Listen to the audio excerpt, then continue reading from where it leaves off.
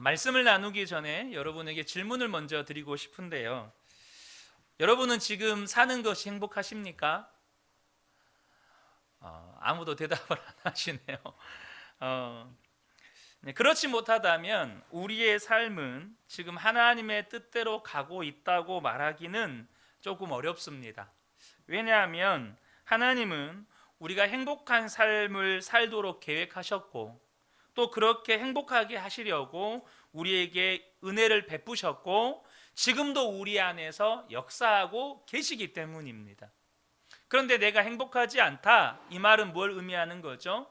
내가 행복하도록 은혜 베푸셨고, 또 지금도 역사하고 계시는 하나님의 역사하심에 내가 지금 미처 반응하지 못하고 있다, 이런 의미가 되는 거죠.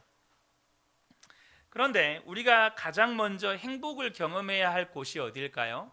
그것은 바로 가정이라는 것입니다. 왜냐하면 사람은 태어나는 순간 어디에서 태어나죠? 가정에서 태어나기 때문입니다. 5월 이 가정의 달을 맞이해서 우리가 이 가정을 주제로 말씀을 나누고 있는데요. 이 선포된 말씀을 통해서 우리 성도님들의 가정에 행복의 문이 열리게 되시기를 주님의 이름으로 축복합니다. 가정은 하나님께서 하나님의 자녀들의 행복을 위해서 친히 만드신 공동체입니다. 그런데 안타까운 것은 가정에서 행복을 경험하지 못하는 사람들이 굉장히 많다는 사실입니다. 교회를 다니는 성도들 중에도 그렇죠. 죄송한 말씀이지만 가정에서 행복을 경험하지 못하는 가장 핵심적인 이유는 우리 자신이 너무나 이기적이기 때문입니다. 여러분, 이 이기적인 것은 타락한 인간에게서 나타나는 가장 강력하고 근원적인 본성입니다. 결혼을 무엇을 위해서 하죠? 내 행복을 위해서 결혼하죠. 가족조차 나의 행복을 위해서 존재하는 것처럼 생각하는 것이 우리의 생각의 뿌리 속에 있다는 겁니다. 그 정도로 우리는 아주 지독하게 자기중심적이고 이기적인 생각을 가지고 삽니다. 그래서 우리 스스로가 가정을 불행하게 만드는 것이죠. 사랑하는 가족들인데도 계속해서 상처를 주고받고 끊임없이 불평과 불만을 이야기하고, 그러다 보니 항상 우울한 마음이 그 마음속에 내재되어 있고, 그래서 심지어는 가정이 깨어지는 일도 생깁니다. 우리가 흔히 연예인들 이혼 기사를 접하게 되면 거의 대부분의 경우에서 접하게 되는 이혼 사유가 뭡니까? 성격 차이입니다. 여러분, 세상에 나랑 성격이 똑같은 사람이 있을까요? 없을까요? 죄송한 말씀이지만 나랑 성격이 똑같은 사람은 단 한 사람도 없습니다. 물론 사람의 기질과 성격, 이 성향이라고 하는 것은 완전히 극단적인 경우를 제외하고는 대부분의 사람들이 교집합을 가지고 있어요. 아무리 외향적인 사람도, 또 아무리 내성적인 사람도 그 사이에는 교집합이 있습니다. 아무리 이성적인 사람도, 아무리 감성적인 사람도 그 사람, 감성적인 사람과 이성적인 사람 사이에는 여러분 교집합이 있어요.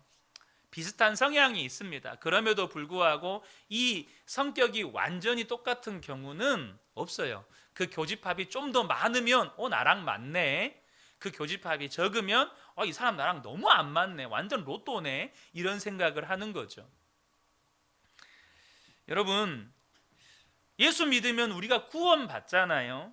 그런데 이 구원 받는다는 것의 실제가 무엇일까요? 바로 그 이기적이고 자기중심적인 삶에서 구원을 받는다는 겁니다. 하나님이 나를 얼마나 사랑하시는지를 알게 됐어요. 날 위해 십자가에서 죽으시고 내 안에 오셔서 나와 하나가 되어주신 예수 그리스도의 십자가 복음을 알게 되면 더 이상 나 하면서 나의 행복을 위해서 살지 않게 됩니다.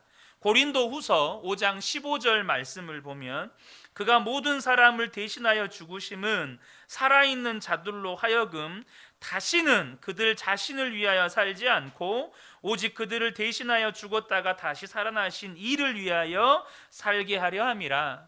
여러분, 십자가 복음을 경험하면 반드시 나타나는 구원의 실제가 뭐냐면 이기적이고 자기 중심적인 삶에서 벗어나게 된다는 겁니다. 이제는 더 이상 나를 위한 삶이 아니라 주를 위한 삶을 살게 된다는 거예요. 근데 주님이 어떤 삶을 사셨습니까? 주님이 우리 안에서 무엇을 하기를 원하십니까? 여전히 구원받지 못한 영혼들을 구원하기 원하시고, 사랑받지 못한 사람들을 사랑하기 원하시고, 용서받지 못한 사람들을 용서하기 원하시고, 여전히 묶여있고 여전히 상처에 붙잡혀 있는 사람들을 풀어주기를 원하세요. 그럼 구원받았다는 것의 실제는 이기적인 사람이 주님 닮게 되어서 이제는 다른 사람을 위해서 살게 되어진다는 겁니다. 사도 바울은 로마서에서 이렇게까지 표현합니다. 로마서 14장 7절에 우리 중에 누구든지 자기를 위하여 사는 자가 없고 자기를 위하여 죽는 자도 없도다. 살아도 주를 위해서 살고 죽어도 주를 위해서 산다. 이렇게 고백을 해요. 사는 이유, 죽는 이유가 이젠 다 주님을 위해서라고 바뀌어버린 사람들이 되었다는 겁니다. 나는 죽고 오직 예수로 사는 자가 된 거예요. 그것이 구원받은 사람의 실제입니다. 내가 예수님 안에서 누리는 이 행복을 다른 사람에게 이제는 나누어 주고 싶어요. 그것을 사도 바울은 골로새서 3장에서 위의 것을 추구해라, 새 사람을 입으라, 이런 표현을 사용합니다. 3장 2절을 보면 위의 것을 생각하고, 3장 9절과 10절을 보면 옛사람과 그의 행위를 벗어버리고 새 사람을 입었으니 라고 말씀해요. 그러니까 예수를 믿으면 우리가 영원히 살고 영생을 얻습니다. 그런데 그것만이 아니에요. 사도 바울이 위의 것을 생각하고 또 새 사람을 입었으니 라고 표현하는 것처럼 삶이 완전히 바뀌게 됩니다. 그렇게 삶이 완전히 바뀌는 것을 사도 바울은 새 사람을 입는다 라고 표현을 한 겁니다. 그런데 여러분, 이렇게 변화된 우리의 삶이 가장 먼저 경험되는 곳이 바로 가정이라는 것입니다. 여러분, 절대 속으시면 안 돼요. 여러분이 교회에서 보여주는 모습이 여러분의 변화된 모습이다. 물론 일부는 그렇죠.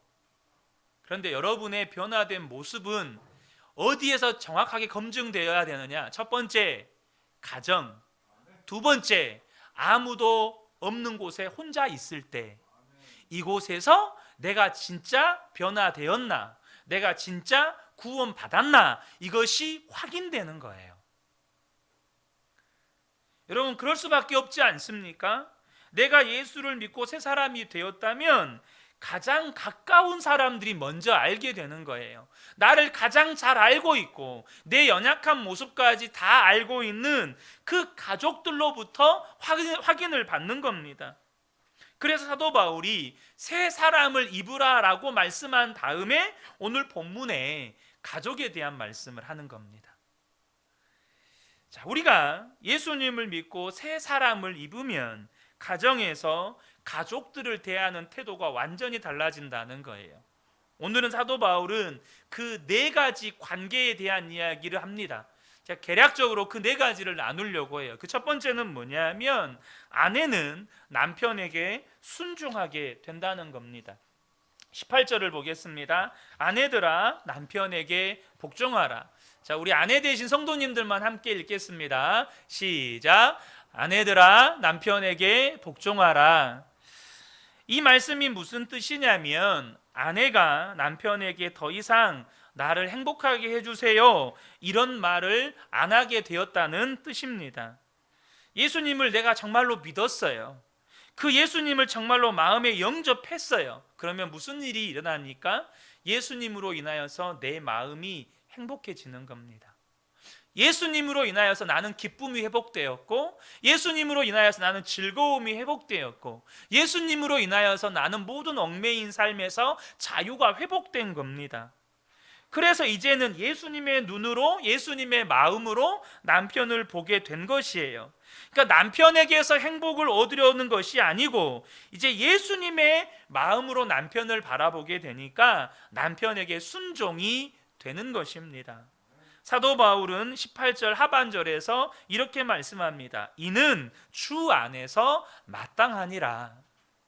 남편에게 순종하는 것이 주 안에서 마땅한 일이라는 거예요. 이게 왜 주 안에서 마땅한 일이라고 말씀하셨을까요? 남편에게 순종하는 건 여러분 곧 예수님께 순종하는 것이다 라는 말씀입니다. 남편에게 순종하라고 말씀하시는 그 예수님께 순종하는 것이기 때문에 주 안에서 마땅한 것이다 라고 말씀해요. 그래서 에베소서 말씀에는 동일한 말씀인데 어떻게 표현을 하고 있냐면 남편에게 복종하기를 주께 하듯 하라 이렇게 표현을 해놨어요. 골로새서는 주 안에서 마땅하니라. 에베소서 말씀은 주께 하듯이 복종하래요. 왜요? 남편이 잘나서, 남편이 믿음이 탁월해서, 남편이 내가 존경할 만한 어떤 이유가 있어서가 아니라 주님이 남편에게 복종하라고 말씀하셨으니까 나는 이미 그 예수님으로 인하여서 기쁨이 회복되었고 감사가 회복되었고 만족함이 회복되었고 자유가 회복되었으니까 순종이 되는 겁니다. 물론 시대에 따라서 이 말씀은 상당히 논란이 있습니다. 특별히 요즘 시대에는 더욱 그렇죠. 목사님, 시대가 어느 시대인데 아직도 그런 소리를 하고 계십니까? 이런 마음, 그래서 남편에게 복종하라 라는 말씀을 듣는 순간부터 마음에 철벽을 치는 분들도 계세요. 여러분, 우리가 이 성경을, 이 말씀의 의미를 정확하게 보려면 성경 전체를 보셔야 돼요. 하나님께서 아내에게 남편에게 복종하라라는 이 말씀의 정확한 의미가 무엇인지를 보시려면 성경 전체를 보셔야 돼요. 여러분, 구원이라고 하는 게 뭐죠? 구원이라고 하는 것을 성경 전체에서 비추어 보면 하나님이 지으신 원래의 형상대로의 회복입니다. 그러니까 아담과 하와가 타락하기 전의 모습으로의 회복이 구원입니다. 그러면 그 타락하기 전의 모습을 우리가 좀 보셔야 되는데요. 아담과 하와가 선악과를 따먹고 타락했을 때 그 과정을 우리가 살펴볼 필요가 있는데요. 하와가 왜 선악과를 따먹었습니까? 남편이 하나님의 말씀을 들었어요. 저거 먹으면 죽는다. 다른 건 다 먹어도 되는데 아내 하와 저거 먹으면 절대 안 돼. 이렇게 말을 해줬어요. 그런데 어느 날 뱀이 찾아와서 저거 먹어도 돼. 너 저거 먹으면 하나님처럼 되는 거야. 그러니까 이 하와가 남편의 말을 듣지 않고 누구의 말을 듣습니까? 사단 마귀의 유혹의 말을 듣습니다. 그 남편의 말에 순종하는 것을 거부하고 마귀의 말을 따라간 거예요. 그래서 에덴 동산에서 쫓겨나게 되고 우리는 타락한 존재가 되었습니다. 이것이 인류가 처음 타락했을 때 일어난 일이에요. 이것을 정확하게 알아야 아내에게 남편에게 순종하라, 이것이 주 안에서 마땅하니라 라는 이 말씀의 의미를 정확하게 이해가 되는 겁니다. 우리가 예수를 믿게 되면 타락에서부터 다시 회복이 됩니다. 근데 그 타락했던 모습 가운데 하나가 뭐죠? 아내가 남편에게 불순종했던 겁니다. 그래서 그 회복되어지는 모습이 뭐냐 하면 아내가 남편에게 순종하는 것을 회복하는 거예요. 남편은 그 아내의 순종을 통해서 하나님이 나를 얼마나 존귀하게 여기시는지를 알게 됩니다. 그래서 아내의 순종은 남편의 기쁨이 되는 거예요. 아내가 남편에게 순종하는 것이 주께 순종하는 것이 되어야 이게 순종이다라고 하는 성경의 말씀의 의미가 바로 이것입니다. 사랑하는 우리 아내 되시는 성도 여러분, 여러분은 주님께 순종할 때 어떻게 순종하십니까? 주님께 순종할 때 보통 많은 아내들이 가정에서 어떤 문제가 생겨서 무언가를 결정하게 될 때 남편에게 수많은 말들을 합니다. 이건 이렇게 해야 되고 저건 저렇게 해야 되고, 그리고 나서 뭐라고 합니까? 결정은 당신이 하세요 라고 말을 해요. 그러면 남편이 결정을 내립니까? 못 내립니까? 우리 남편분들 대답해 보시죠. 결정을 내립니까? 못 내립니까? 못 내리죠. 뭐라고 하죠? 당신 하고 싶은 대로 하소. 이렇게 이야기를 합니다. 이 표현이 여러분이 거스르게 들을지 모르겠지만, 여러분, 그거는 죽게 하듯 순종하는 게 아니죠. 여러분, 하나님께서 여러분에게 말씀하실 때 그렇게 말들 많이 하십니까? 하나님, 성경은 이렇게 말하고 있지만 나는 이것은 이렇고요, 저것은 저렇고요, 이렇게 안 하잖아요. 주님이 말씀하시면 아멘 하잖아요. 근데 어떤 가정 문제에서 뭔가를 결정해야 될 때 물론 우리가 의논할 수는 있죠. 근데 그 의논의 의도 안에 우리 아내 되시는 성도 여러분, 한번 마음의 의도를 한번 잘 보시면 좋겠습니다. 남편이 결정할 때 내가 원하는 걸 반드시 결정해야 돼. 내가 원하는 대로 결정을 해줘야 돼. 안 그러면 남편은 그때부터 괴로운 거예요. 사랑하는 성도 여러분, 아내가 정말 주님께 하든 남편에게 하게 되는 것은 다른 게 아닙니다. 정말로 남편을 보는 눈이 새롭게 열릴 때만 되는 거예요. 나는 죽고 예수로 살게 되면서부터 남편을 주님의 눈으로 볼 수 있게 되는 겁니다. 그래서 남편에게 순종이 되는 거예요. 절대 맨정신으로는 남편에게 순종이 안 되죠. 근데 내 눈이 거듭나야, 정말로 주님의 눈으로 남편을 바라볼 수 있어야 순종이 되는 겁니다. 그리고 그것이 남편을 기쁘게 만드는 거예요. 앞서도 말씀드렸지만 그것이 하나님께서 나를 존중히 여기시는구나, 하나님이 나를 이렇게 귀하게 여기시는구나, 남편은 아내의 순종을 통해서 그것을 깨닫게 되는 거예요. 두 번째는요, 정말로 예수 믿고 삶이 변화되었을 때 가정에서 일어나는 변화의 실제가 뭐냐 하면, 두 번째가 남편이 아내를 사랑하게 된다는 것입니다. 사도 바울은 19절에서 남편에게 말합니다. 남편들아 아내를 사랑하며. 우리 남편 되신 성도 여러분 함께 읽겠습니다. 시작. 남편들아 아내를 사랑하며. 아멘. 이 말씀도 무슨 뜻이냐면, 남편이 더 이상 아내에게 나를 행복하게 해달라는 요구를 하지 않게 되었다는 뜻입니다. 나를 기쁘게 해달라, 내가 원하는 걸 다 들어달라, 내가 원하는 대로 해달라, 이렇게 하지 않게 되었다는 뜻이에요. 왜요? 이미 예수님 안에서 진정한 기쁨과 자유와 행복을 회복했기 때문이죠. 예수님 한 분만으로 만족했는데, 이미 만족이 되어버렸는데 또 더 이상 또 무엇을 아내를 통해서 만족을 얻으려 하십니까? 그 말은 주님으로 만족하지 못한다는 뜻입니다. 당신 나를 만족시켜 주세요 라고 요구하는 건, 역으로 이야기하면 나는 주님 한 분만으로는 만족이 안 돼요 라는 뜻이 되는 거예요. 그래서 이제 아내를 통해서 행복해지려고 하지 않고 내 안에 있는 행복을 아내에게 주고 싶은 거예요.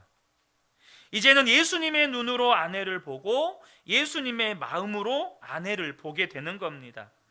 그러면 예수님께서 아내를 얼마나 사랑하시는지를 반드시 느끼게 되어 있습니다. 제가 언젠가도 그런 말씀을 드렸을 거예요. 내가 정말로 지금 아내를 사랑하고 있는가, 남편을 사랑하고 있는가, 무엇으로 보셔야 하냐면, 내가 남편을 긍휼히 여기고 있는가, 이걸로 보셔야 된다고 말씀을 드렸었죠. 왜요? 예수님은 항상 우리를 긍휼히 보시는 하나님이시니까. 그 예수님이 우리 안에 계시다면 아내를 바라보고 남편을 바라보는 시선은 긍휼이어야 합니다. 그래서 예수님께서 우리를 사랑하시듯이 이제는 아내를 사랑하게 되는 거예요. 그러면 예수님이 우리를 사랑하시듯이 아내를 사랑한다는 말이 무슨 의미일까요? 사도 바울은 이것을 에베소서에서 명확하게 말씀하십니다. 에베소서 5장 25절인데요. 남편들아 아내 사랑하기를 그리스도께서 교회를 사랑하시고 그 교회를 위하여 자신을 주심과 같이 하라. 예수님께서 교회를 어떻게 사랑하셨습니까? 우리 죄를 예수님이 대신 지시고 십자가에서 죽으심으로 우리를 향한 사랑을 확증하셨습니다. 그러므로 우리를 향한 예수님의 사랑은 무슨 사랑이냐면 죄를 대신 지시는 사랑, 책임지시는 사랑, 용서하시는 사랑입니다. 그렇게 남편이 아내를 사랑하라는 거예요. 다시 말하면 아내가 무언가를 잘못했을 때, 아내가 허물이 있을 때, 아내에게 연약함이 있을 때 그것을 남편이 책임을 지라는 말입니다. 이것이 성경이 말하는 남편의 사랑입니다. 그런데 이 말씀도 아담과 하와가 타락했을 때로 돌아가야 그 의미를 정확하게 이해할 수 있습니다. 아담과 하와가 선악과를 따먹은 다음에 하나님이 두려워서 숨습니다. 그때 하나님께서 아담과 하와를 부르시죠. 하나님께서 아담에게 책망하십니다. 너 도대체 무슨 짓을 저질렀냐? 누가 너에게 내가 먹지 말라고 한 그 나무의 열매를 네가 왜 먹었냐? 이렇게 막 책망을 하십니다. 그때 아담의 대답이 무엇입니까? 창세기 3장 12절을 보면 하나님이 주셔서 나와 함께 있게 하신 여자 그가 그 나무 열매를 내게 주므로 내가 먹었나이다. 여러분 정말 무서운 말을 하고 있는 겁니다. 여러분 사랑하는 남편 여러분, 우리 모든 성도님들이 여러 가지 사명을 받습니다. 그런데 우리가 남편 되신 성도 우리 여러분들께서 받은 사명 가운데 하나가 남편의 사명입니다. 우리는 아버지의 사명도 있죠. 또 직장에서는 직장 선교사의 사명도 있습니다. 어쨌든 남편의 사명은 뭐냐? 남편의 사명은 아내를 책임지는 겁니다. 아내를 사랑하는 거예요. 끝까지 아내를 책임지고 보호하고 지켜주는 것이 남편의 사명입니다. 그런데 아담이 타락하니까 완전히 무섭게 돌변해서 하나님께 아내를 정죄하고 고소를 합니다. 그래서 여러분 타락한 이후에 가정의 불행이 시작이 되는 거예요. 남편들이 아내를 평가하고 남과 비교하고 잘못했다고 핀잔을 주고 비난하고 정죄하고 고소하고 그러면 아내는 가정에서 설 자리가 없게 됩니다. 여러분 가정에서 아내의 설 자리는 남편의 품 안밖에 없습니다. 이거 명확하게 아셔야 됩니다. 육체의 품 안을 말하는 게 아니라 남편이 그 아내를 용서해주고 사랑해주고 용납해주고 포용해주는 그 품 안이 가정 안에서 유일하게 아내의 쉴 처소가 되는 겁니다. 그러니까 남편이 용납해주는 만큼 아내는 쉬는 겁니다. 남편이 이해해주는 만큼 아내는 쉬는 거예요. 남편이 용서해주고 품어주는 만큼 아내는 쉴 수 있는 겁니다. 절대 아내는 자녀들에게서 쉼을 얻지 못합니다. 다 공감하시죠? 절대 엄마는 자녀들에게서 쉼을 얻지 못해요. 물론 자녀들이 커서 효도할 수는 있지만 자녀들에게서 쉼을 얻지는 못합니다. 그런데 아내를 그렇게 정죄하고 판단하고 고소하면 아내는 보호받을 곳이 없어진다는 거예요. 그게 두려운 일이죠. 그래서 19절 하반절에 뭐라고 합니까? 아내를 괴롭게 하지 말라. 도대체 어떻게 하는 것이 아내를 괴롭게 하는 겁니까? 남편이 아내를 평가하고 비난하고 정죄하고 고소하는 거예요. 무엇보다도 아내를 잘 알고 있는 사람이 누구죠? 여러분 결혼한 순간부터는 부모보다도 이제 남편이 아내를 더 잘 압니다. 아내를 누구보다도 잘 알고 있는 남편이 그렇게 하면 아내는 도대체 어디로 피하며 누구로부터 보호를 받습니까? 또 아내의 심정은 어떻게 되는 겁니까? 예수님의 눈으로 아내를 보면 주님이 아내를 얼마나 사랑하시는지, 아내의 모든 죄를 대신 지시기까지 사랑하시는 그 사랑을 남편이 이제는 주게 되는 것입니다. 남편들이요, 많은 남편들이 자기는 아내를 괴롭게 하지 않았다고 생각을 합니다. 여러분 한국 남자들, 한국 남편들이 가장 잘하는 말 중에 하나가 뭔지 아십니까? 나만큼만 하라고 그래. 이 말입니다. 한국 남편들이 제일 잘하는 말 중에 하나가 나만큼만 하라고 그래. 우리 아내 되시는 분들 동의하십니까? 이 말을 제일 잘한대요. 근데 여러분 정말 몰라서 하는 말인데요, 아내에게 무심한 것 자체가 아내를 얼마나 힘들게 하는 일인지 남편들이 잘 몰라요. 남편 여러분, 한번 이 질문에 속으로만 답을 해보시기 바랍니다. 지금 아내가 어디가 아픈지 알고 계십니까? 혹시 아내의 마음의 상처가 어떤 것인지는 아십니까? 아내가 언제부터 기쁨을 잃어버렸는지 혹시 아십니까? 아내가 정말로 하고 싶은 말, 듣고 싶은 말이 무엇인지는 아십니까? 분명하게 대답하고 있지 못하시다면 지금 아내를 괴롭게 하며 살고 있는 겁니다. 결혼해서 부부가 되었는데 전혀 아내에게 관심이 없이 사는 것, 이것보다 아내에게 고통스러운 것이 없다는 겁니다. 사랑하는 우리 남편 되시는 성도 여러분, 정말로 아내를 귀하게 여기셔야 합니다. 그래야 베드로 사도는 남편의 기도가 하늘에 상달된다고 말씀해요. 베드로전서 3장 7절에 남편들아 이와 같이 지식을 따라 너희 아내와 동거하고 그를 더 연약한 그릇이요 또 생명의 은혜를 함께 이어받을 자로 알아 귀하게 여기라. 이는 너희의 기도가 막히지 아니하게 하려 함이라. 여러분, 남편이 아내를 귀하게 여겨야 남편의 기도가 안 막힌대요. 우리 남편 여러분, 기도해야 될 제목들이 얼마나 많습니까? 하나님이 우리 가정 가운데 저와 여러분의 삶에 하나님이 역사해 주셔야 할 일들이 얼마나 많아요. 근데 기도가 막히면 어떻게 됩니까? 하나님의 역사의 문이 닫히는 겁니다. 여러분, 그러려면 아내에게 잘하셔야 합니다. 아내의 마음에 상처가 없어야 한다는 거예요. 각자에게 주시는 말씀으로 받으시는 은혜가 있기를 축복합니다. 자, 세 번째는 자녀는 부모에게 복종하게 된다는 거예요. 20절 말씀을 보겠습니다. 자녀들아 모든 일에 부모에게 순종하라. 우리 자녀 되신 성도 여러분 함께 읽겠습니다. 자녀들아 모든 일에 부모에게 순종하라. 우리가 새 사람을 입고 나면 달라지는 것 또 하나가 부모님을 대하는 태도입니다. 왜요? 예수님의 눈으로 부모님을 보게 되기 때문입니다. 그래서 20절 하반절에도 주 안에서 기쁘게 하는 것이니라 라고 말씀합니다.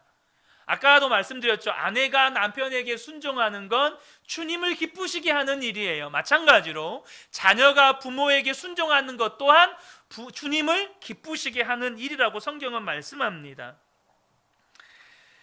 지금 성경이 말씀하고 있는 것은 부모님을 대하는 태도를 우리가 하나님을 대하는 태도로 받으신다라고 말씀하시는 거예요.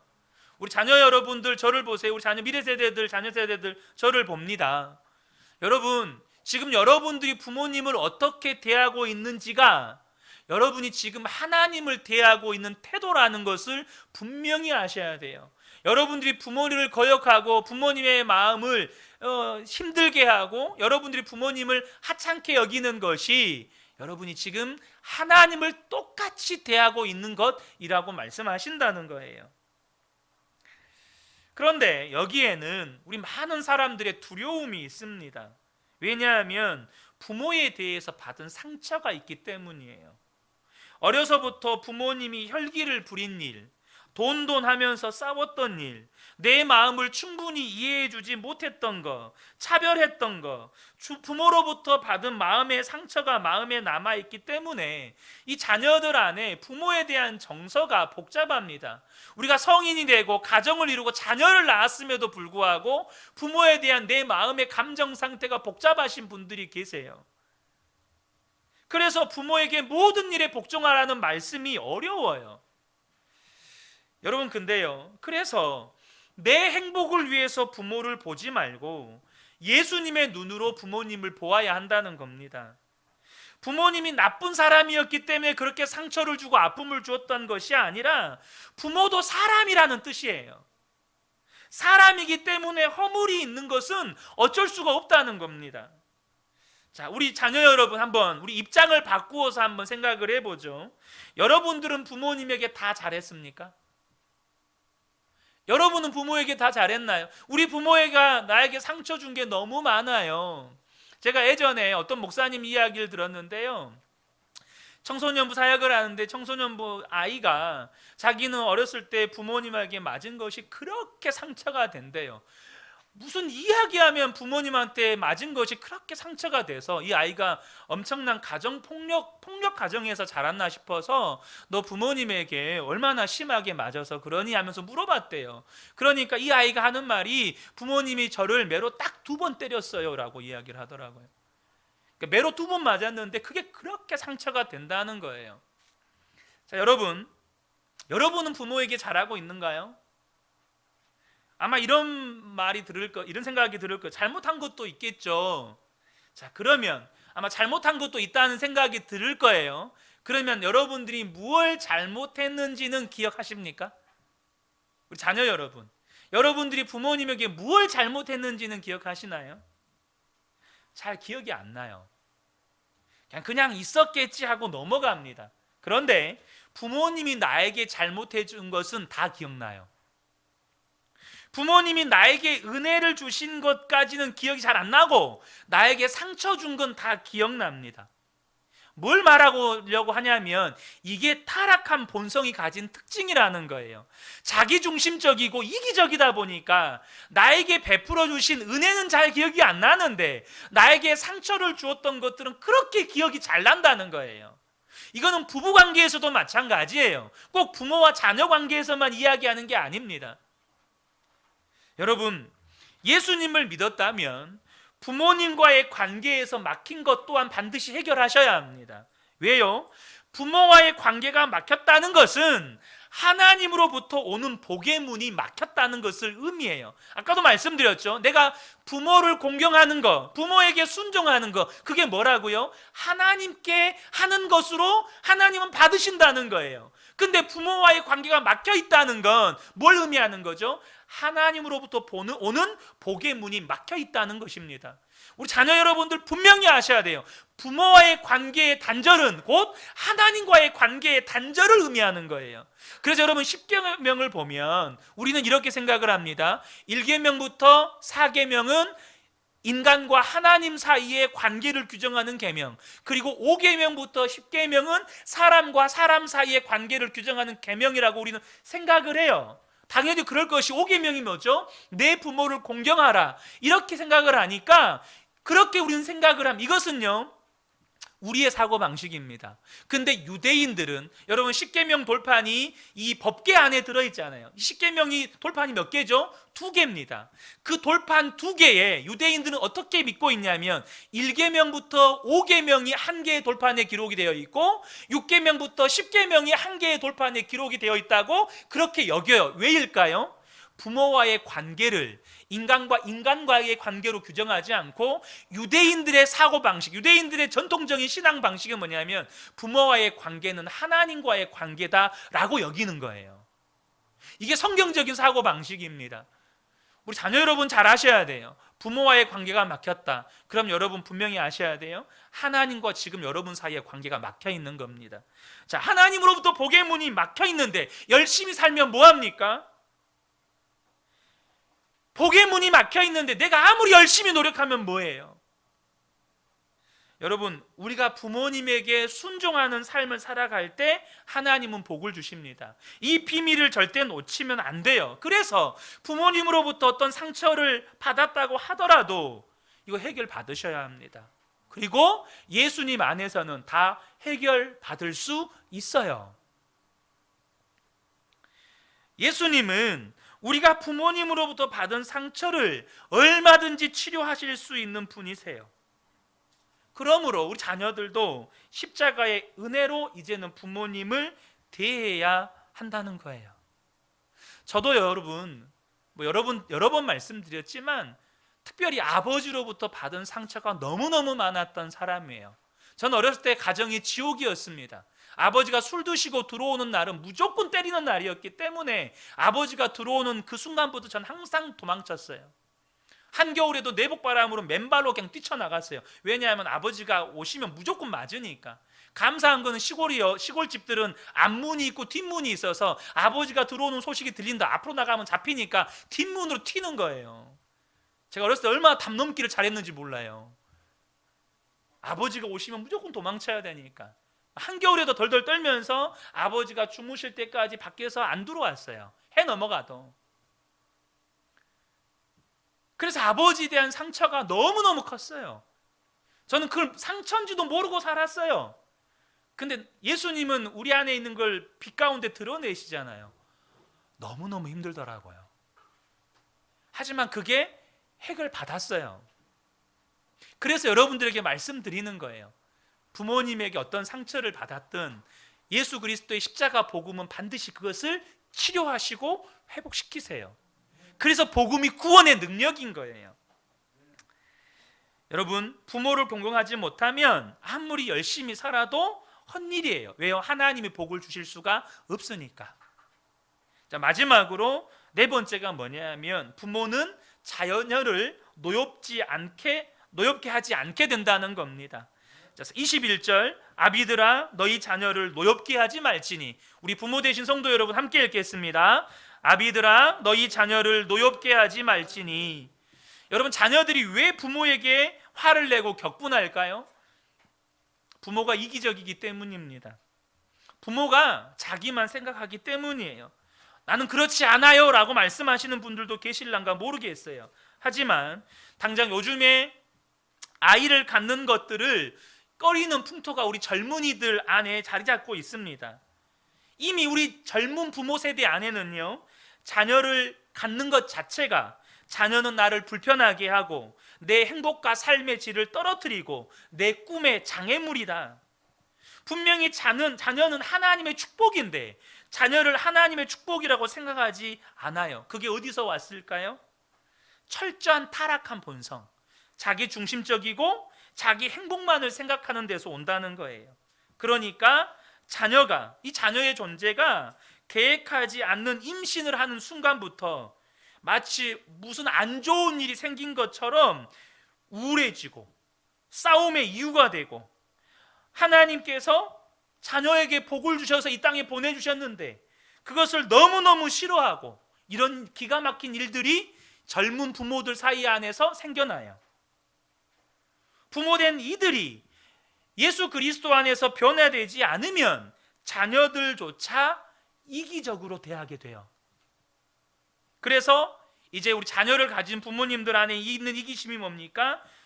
자녀가 부모의 기대에 미치지 못할 때, 성적이 생각보다 나오지 않을 때, 무언가 부모가 요구하는 것을 제대로 하지 않을 때, 그때 부모가 아무 생각 없이 하는 말, 너 때문에 내가 창피해서 못 살아, 너 때문에. 그것이 자녀의 가슴에 대못을 박습니다. 여러분, 자녀는 부모의 행복만을 위해서 존재하는 것밖에 안 되는 거예요. 우리 부모 되신 성도 여러분, 이거 반드시 해결 받으셔야 합니다. 자녀들은요, 부모의 모순된 행동과 이기적인 모습들 때문에 그 안에 분노가 차 있습니다. 아이들 보고 싸우지 말라고 하면서 엄마 아빠는 왜 그렇게 싸우는지, 방에 가서 공부하라고 하면서 엄마 아빠는 왜 그렇게 드라마를 보고 있는지, 우리 보고는 거짓말 하지 말라고 하면서 엄마 아빠는 왜 거짓말을 하는지, 엄마 아빠는 그렇게 화를 잘 내면서 왜 내가 화를 내면 그렇게 야단을 치는지. 그러니까 자녀들 속에 분노가 쌓여가는 거예요. 여러분, 아이들이 다 느끼고 압니다. 부모가 말은 그렇게 해도 정말로 뭘 원하고 있는지. 그 엄마 아빠의 이기적인 모습, 이중적인 모습, 거듭나지 않은 행동과 생각과 말 때문에 아이들 마음에 분노가 차기 시작하는 거예요. 그런데 그 분노를 드러내면 어떻게 돼요? 또 야단 맞아요. 그러면 어떻게 될까요? 마귀가 우리 아이들의 마음에 들어와 친구가 됩니다. 감정은 상했고 화는 나는데 표현은 못하고, 마귀가 그것을 놓칠 리가 있습니까? 그래서 아이의 마음에 분노심을 부추기고 증오심을 부추기고 사람에 대한 깊은 불신을 부추기고 죽고 싶고 죽이고 싶고 이런 마음이 계속해서 커지는 거예요. 마귀가 계속해서 부추깁니다. 엄마 아빠도 그렇게 사는데 더 이상 나도 옳게 살고 싶지 않은 거예요. 그래서 21절 하반절에 사도 바울이 이렇게 말하죠. 낙심할까 함이라. 부모가 자녀를 낙심시킨다는 거예요. 자녀들의 마음에 낙심이 꽉 들어차 버리게 된다는 겁니다. 사랑하는 성도 여러분, 저와 여러분이 여기에서 정말 구원받아야 하지 않습니까?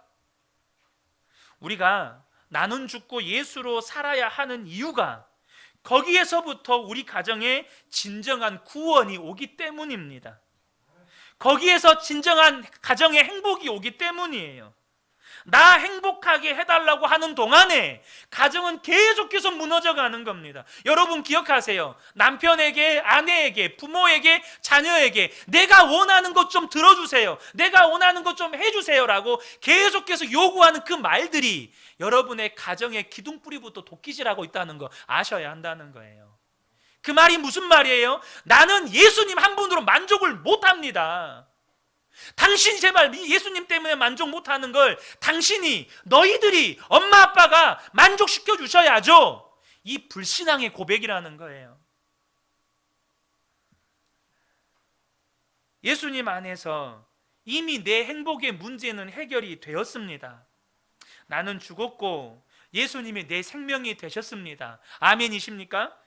이제는 내 안에 오신 예수님으로 남편을 대하고 아내를 대하고 부모를 대하고 자녀를 대하겠다고 할 수 있을 때 비로소 가정 안에 주님의 역사가 일어나는 거예요. 순종 못할 남편, 사랑 못할 아내, 복종이 안 되는 부모, 품어지지 않는 자녀가 있습니까? 여러분 원인이 어디에 있다고 보십니까? 당신 때문에, 너희들 때문에, 엄마 아빠 때문에 그게 아니에요. 가족들 때문에 그런 게 아닙니다. 주님과 나 사이에 복음이 바로 서 있지 않기 때문이에요. 그러니 애매한 가족만 들들 볶아대는 거예요. 당신 때문에, 너 때문에, 엄마 아빠 때문에. 이게 아니라는 겁니다. 내가 진짜 예수님을 똑바로 믿고 있지 않으니까, 내가 새 사람을 입고 있지 않았기 때문에 모든 것이 꼬이는 거예요. 남편에게 복종하기 힘들고 아내가 사랑하기 어렵다면, 또 부모와 자녀 사이의 관계가 문제가 생겼다면 여러분 어떻게 하시겠습니까? 주님 앞으로 가셔야 합니다. 여러분 정말로 주님 앞으로 가셔야 돼요. 언제까지 주님 앞에 머물러 있어야 될까요? 내 속에서 은혜가 차고 넘쳐 흐를 때까지.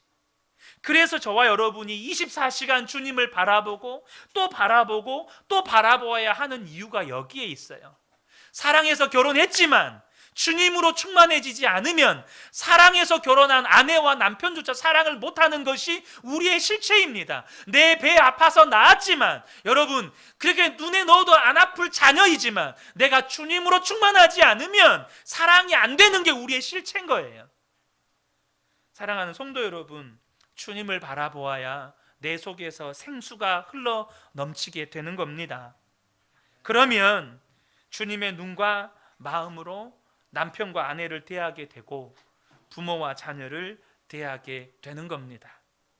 저는 우리 근혜교회 모든 성도님들이 이 말씀 앞에서 정직하게 자신을 직면하시고 이제는 주님을 바라봄으로 내 속에서 생수가 흘러서 남편에게 복종이 되고 아내가 사랑이 되고 자녀를 노엽지 않게 하게 되어지고 또 부모에게 복종하게 되어지는 은혜가 우리 모든 성도님들에게 충만하게 임하시길 예수님의 이름으로 축복합니다. 아멘.